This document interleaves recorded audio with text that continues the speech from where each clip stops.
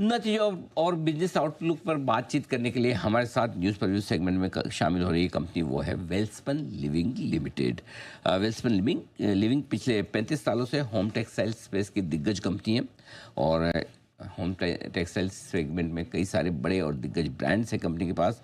Bed bath और flooring category में भी प्रोडक्ट पोर्टफोलियो कंपनी का अमेरिका और यूरोप से ज़्यादातर कारोबार होता है कंपनी का। नतीजे आए थे कल बाजार बंद होने के बाद, आपके सामने रखूँ। और उससे पहले बता दें कि कंपनी की एमडी और सीईओ दीपाली गोयनका जी हमारे साथ कार्यक्रम में हो रही हैं शामिल। दीपाली जी ने साइकोलॉजी में ग्रेजुएशन की डिग्री हासिल की और हार्वर्ड यूनिवर्सिटी से आपने मैनेजमेंट की पढ़ाई भी की है। नंबर्स आपके सामने आए, 3% बढ़कर आई है कंपनी की। कामकाजी मुनाफा 12% घटा है, इबिटा 315 करोड़ पर। मार्जिन्स में आई है थोड़ी कमी, 2% की, पहुंचे हैं 12% के आसपास। और यहाँ पर मुनाफा 2% बढ़कर आता दिखा। तो नंबर्स मिले जुले दिख रहे हैं। दीपाली जी गुड मॉर्निंग, बहुत बहुत स्वागत है आपका। टॉप लाइन एकदम म्यूटेड रही है, प्रॉफिट म्यूटेड रहा है, कोई खास बदलाव नहीं है, शांत तिमाही कह सकते हैं जो आपके लिए लास्ट क्वार्टर रहा है। बताएं क्या खास वजह थी इसकी? खास वजह तो अनिल जी आप भी बता पाएंगे, बिकॉज आपको पता ही है कि ग्लोबल डायनेमिक्स क्या क्या चल रहा है जी। Anil ji. That's what it is. But सबसे पहले अनिल जी मैं एक चीज बताना चाहूंगी, वेल्सपन लिविंग ने हम्म 10,000 का एक लैंडमार्क क्रॉस करा है। हम्म आज हम करीबन आज 10,697 करोड़ का हमारा टॉप लाइन हुआ है annually. Hmm that is one thing I must tell you, one of the very few textile companies have this kind of a top line. So that actually is our pride moment. दो markets के हिसाब से थोड़ा सा हम muted रहे हैं definitely, but अगर मैं बोलूं होम टेक्सटाइल ने एनुअली 11% का ग्रोथ किया है। और थोड़ा सा क्वार्टर 4 में टैरिफ के ऑनस्लॉट के कारण थोड़ा सा कस्टमर्स ने होल्ड ऑन कर लिया था, तो इसलिए थोड़ा सा आपको म्यूटेड लग रहा है। बट अगर आपने जैसे बोला कि आप अमेरिका एंड यूरोप के साथ हम काम करते हैं, हम मोर देन 50 कंट्रीज के साथ एनर्जी काम करते हैं। और आज अगर 60% यूएस है हमारे पोर्टफोलियो के अंदर, तो अभी इस बार मैं ये बोलना चाहूंगी कि 35 to 40% का जो योगदान है वो डिफरेंट कंट्रीज से आ रहा है। उसमें यूरोप है, यूके है, रेस्ट ऑफ द वर्ल्ड है। और हमारा जो ब्रांड पोर्टफोलियो है वो भी अभी 15% का पोर्टफोलियो में आ जाता है। So definitely this is where it is. और इस मार्केट में जो मंदी का मार्केट भी कहते हैं और कहते हैं कि आगे क्या होगा, हमें हमेशा बोलते हैं, आपने जैसे बोला कि वेल्सपन 35 साल से हमारे साथ होम टेक्सटाइल का काम कर रहा है, हम ये बोलेंगे हम वेल्सपन एक लेगेसी है। और हम ये चाहते हैं कि कंज्यूमर्स ग्लोबली हमारे प्रोडक्ट्स को एक्सपीरियंस करें 100 सालों के ऊपर। और ये ब्लिप्स तो आते रहेंगे, कोविड भी आया, टैरिफ भी आया, और कुछ ना कुछ आता रहेगा। बट हम लोग अपने फोकस रखें और हम कंज्यूमर्स को सेटिस्फैक्शन दे सके हमारे प्रोडक्ट से। परफेक्ट, बिल्कुल ठीक बात है। लेकिन आपने कहा भी कि और जो कारण है वो कंपनी स्पेसिफिक नहीं है, आपके रिलेटेड नहीं है। अब ग्लोबली मूड माहौल ऐसा है तो कोई क्या करे। तो क्या कुछ उसमें सुधार होता हुआ दिख रहा है? और टैरिफ को लेकर अभी भी क्लैरिटी तो आनी बाकी है। कितना इम्पैक्ट आप देख रहे हैं बिजनेस पे? क्या कुछ बिजनेस डिसीजंस होल्ड पे जा रहे हैं आपके या फिर आपके कस्टमर्स के? ऐसा कोई सिग्नल है आपको? देखिए अनिल जी, 2-3 चीजें हैं इसमें मैं बोलना चाहूंगी कि हम इन कस्टमर से 2 डेकेड से काम करते हैं, मतलब 20 सालों से काम करते हैं। रिलेशनशिप्स बहुत स्ट्रेटेजिक पार्टनरशिप्स होती हैं। और उनके साथ मतलब हमारा जो पार्टनरशिप है खाली प्रोडक्ट बेचने का ही नहीं रहता, उनके साथ हमारा सर्विस भी रहता है 360 डिग्रीज। सप्लाई चेन भी है, जैसे हमारे अमेरिका में वेयर हाउसेज हैं, यूके में वेयर हाउसेज हैं, और हम साथ में काम करते हैं। तो पूरा एक एनालिस्ट की तरह काम करते हैं कि भाई क्या बिक रहा है, क्या सेल हो रहा है आगे। सो इस तरह की पार्टनरशिप्स रहती हैं अनिल जी। तो ये थोड़ा सा ब्लिप आ रहा है, तो हम लोग ये एक्चुअली साथ में लेके काम कर रहे हैं और साथ में इसको लेकर सोल्यूशन भी ढूंढ रहे हैं। तो अपॉर्चुनिटी इंडिया के लिए बहुत बड़ी है, मैं कहूंगी। ये सबसे स्टेबल डेमोक्रेसी, मैं बार बार बोलती हूँ कि इंडिया की अपॉर्चुनिटी इतनी बड़ी है। चाइना +1 की अपॉर्चुनिटी है।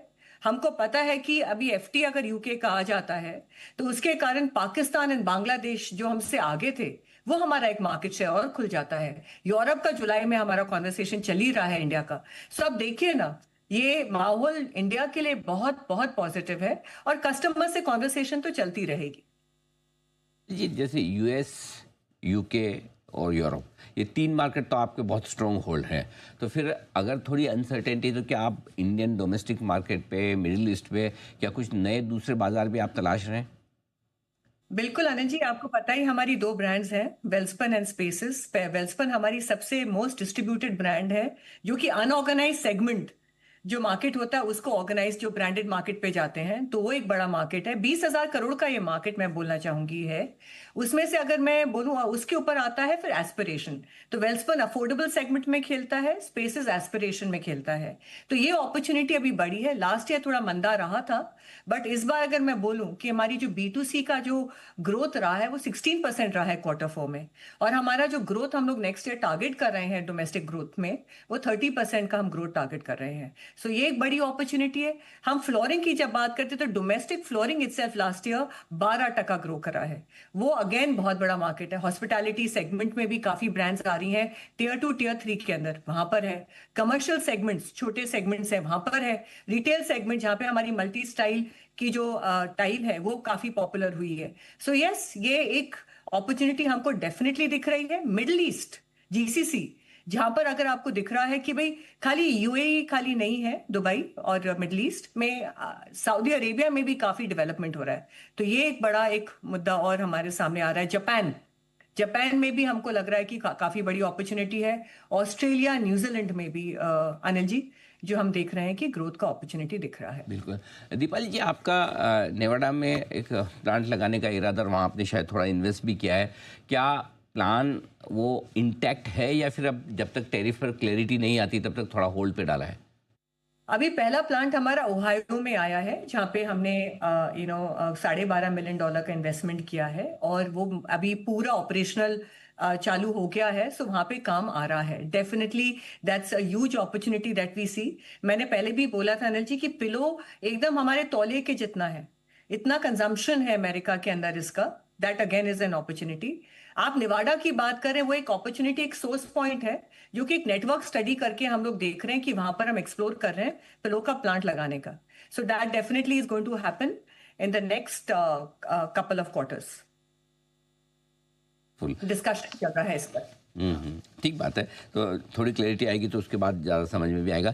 ये बताएं मैम कि चूंकि आपने 10,000 करोड़ का एक बड़ा लैंडमार्क हासिल किया है इस फाइनेंशियल ईयर में, अब 2026 के लिए आपने क्या टारगेट रखे हैं? क्या कुछ अचीव करना चाहती है आपकी कंपनी?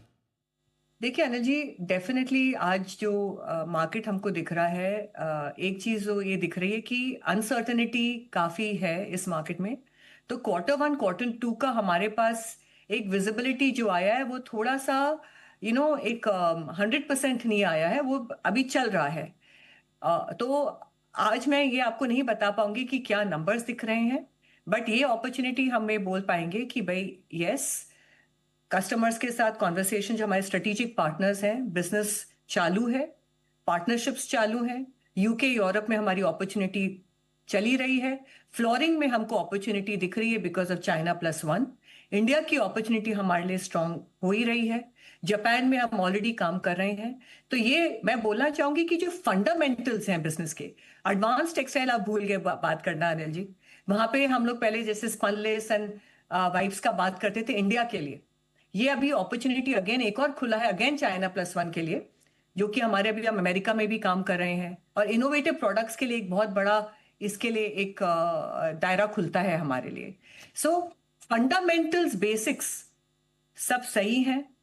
अब यही है कि जैसे अपॉर्चुनिटी आएगा एंड जैसे ये हमारे टैरिफ की क्लैरिटी आती है, जो कि मैं ये वापस रीइंस्टेट करना चाहूंगी कि यूनाइटेड स्टेट्स हमारा 60% अभी टॉप लाइन में है, बाकी 40% रेस्ट ऑफ द वर्ल्ड है। तो ये एक एक बहुत बड़ा अपॉर्चुनिटी और है, जो कि हम अभी इस साल देखेंगे कि कैसे खुलता है हमारे लिए। बिल्कुल, ग्लोबल माहौल बहुत बढ़िया है।